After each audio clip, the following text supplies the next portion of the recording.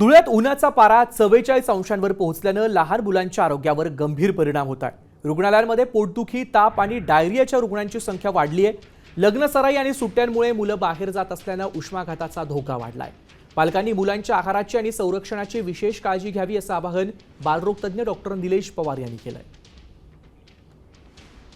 मे महिना सुरू असल्यामुळे उन्हाचा तडाखा सुरू असून सध्या तापमान हे 44 अंश सेल्सिअस एवढं आहे आणि बरेच पेशंट त्यामुळे आमच्या हॉस्पिटलला ॲडमिट होत असल्यामुळे काही सावधगिरीची उपाय म्हणजे बऱ्याच लहान मुलांना लोक लग्नांना नेतात, तर लग्नांना वगैरे टाळून मुलांना घरीच ठेवून आणि जर खूपच आवश्यकता असेल तर मग उन्हापासून बचावासाठी टोपी, रुमाल, गॉगल वगैरे असे साधनं वापरून मुलांना नेणे, पण शक्यतो सावधगिरी म्हणून मुलांना नेलेलं बरं राहणार।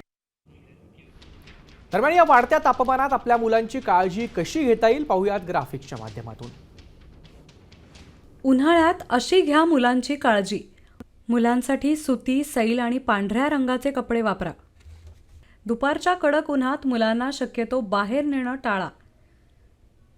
बाहेर जाताना डोक्याला टोपी, रुमाल बांधा आणि सोबत पाण्याची बाटली ठेवा। घामोळ्यांपासून बचावासाठी मुलांना कोमट किंवा थंड पाण्यानं आंघोळ घाला। शहाळ्याचं पाणी, ताज्या फळांचा रस आणि कैरीचं पन्ह द्या।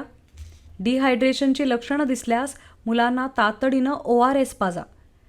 आहारात काकडी, टोमॅटो, कांदा यासारख्या पदार्थांचा समावेश करा। मुलांच्या आहारात तेलकट आणि तुपकट पदार्थांचा वापर कमी ठेवा। रस्त्यावरील बर्फगोळे, कुल्फी किंवा जास्त आईस्क्रीम देणं टाळा। शिळं किंवा फ्रीजमधील अन्न देऊ नका, ताजे पदार्थ खायला द्या।